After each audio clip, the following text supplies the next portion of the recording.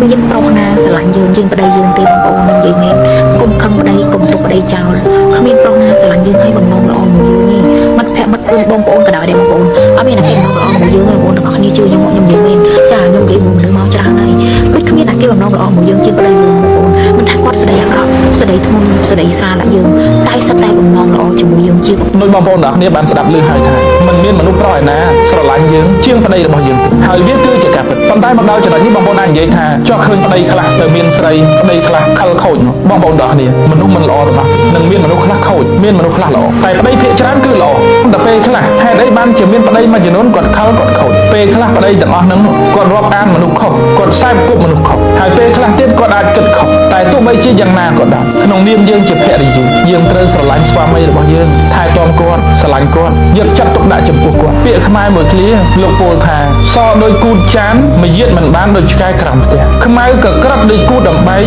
ចេះតបចេះតែងប្តីលែងមិនរួចបងប្អូនឃើញកន្លែងហ្នឹងអត់ដូនតាយើងបានបង្រៀនថាឲ្យតែប្រពន្ធហ្នឹងយកចិត្តទុកដាក់ចេះថែទាំចេះស្រឡាញ់ប្តីគោរពប្តីហ្នឹងតែណារួចទេចង់តែមានស្រីក៏មានអង្កើតព្រោះដោយសារតែប្រពន្ធរបស់ខ្លួនឯងហ្នឹងល្អពេកល្អដល់ថ្នាក់គាត់មានអារម្មណ៍ថាគាត់មិនអាចខុសឆ្គងជាមួយនឹងប្រពន្ធរបស់គាត់បានទេអញ្ចឹងកន្លែងនេះខ្ញុំចង់ឲ្យបងប្អូនទាំងគ្នាដែលជាភរិយានេះដើរតួនាទីជាប្រពន្ធល្អឲ្យអស់ពីលទ្ធភាពហើយចាំមើលប្តីរបស់យើងតើគាត់ខូចប៉ុណ្ណាតើគាត់ខូចកើតដែរអត់ជាទូទៅបងប្អូនណាមនុស្សនៅពេលដែលឃើញមនុស្សជាទីស្រឡាញ់របស់យើងប្រពន្ធរបស់យើងល្អពេកគាត់ចង់ខូចអត់កើតក៏ដោយគាត់ចង់ខូចគាត់មានអារម្មណ៍ថាខ្មាស់អៀនប្រពន្ធខ្លួនឯងហ្មងគាត់មានអារម្មណ៍ថាទៅអត់រួចហ្មងគាត់ធ្វើនោះគឺខុសធ្ងន់ហ្មងអញ្ចឹងគាត់អត់ហ៊ានប្រព្រឹត្តទេដូច្នេះហើយបងប្អូនស្រីស្រឡាញ់មើលថែទាំដើរតួនាទីជាភរិយាល្អខ្ញុំជឿថាស្វាមីរបស់យើងបើគាត់ចង់ខូចក៏ខូចអត់កើតដែរព្រោះនៅពេលដែលគាត់ចង់ខូចគាត់នឹងនឹកឃើញប្រពន្ធដ៏ល្អរបស់គាត់